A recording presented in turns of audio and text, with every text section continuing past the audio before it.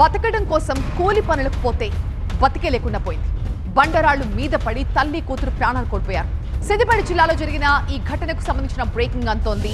సిద్దిపేట జిల్లా అక్కన్నపేట మండలం గోవర్ధన్గిరిలో విషాదకర ఘటన చోటు చేసుకుంది. ఉపాధి హామీ పనులు చేస్తుండగా బండరాళ్లు మీద పడి ఇద్దరు మహిళా కూలీలు చనిపోయారు.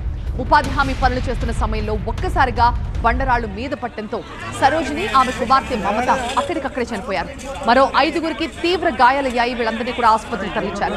ఇక శిథిరాల కింద చిక్కుకున్న మృతదేహాల్ని జేసీబీ సహాయంతో బయటకు తీశారు.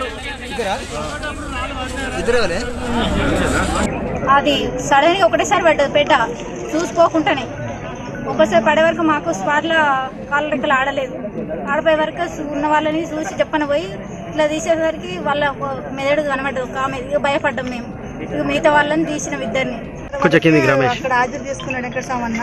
హాజరు తీసుకుని ఆయనతో మేము కరువు పనికి వచ్చినాక ఒక 10 అట్లు కూడా పోయలే. ఆయనతో పెద్ద కూలింది. పెద్ద కూలి మేము ఇక్కడ ఉన్న 4 తప్పించుకున్నారు జరిగింది. కానీ ఒక ఆమె కాలు ఇరిగిపోయింది, మొత్తం పొట్టు అయింది. ఒక ఆమె మట్టి పెద్ద వచ్చి గుండె ఇక్కడ పడ్డది. కానీ వాళ్ళిద్దరిని బయటకు తీసినాం. కానీ తల్లి పిల్లల్ని తీయడానికి మాకు ఇబ్బంది అయింది. ఆమె తలకాయ అంతా వలిపోయి ఇది మైండ్ అంతా బయటకు వచ్చేసింది. వాళ్ళ దగ్గరికి పోనీకి మాకు ధైర్యం కాలలే. ఇక వీళ్ళిద్దరిని అయితే తనలాడి అటు ఇటు తీసినాము.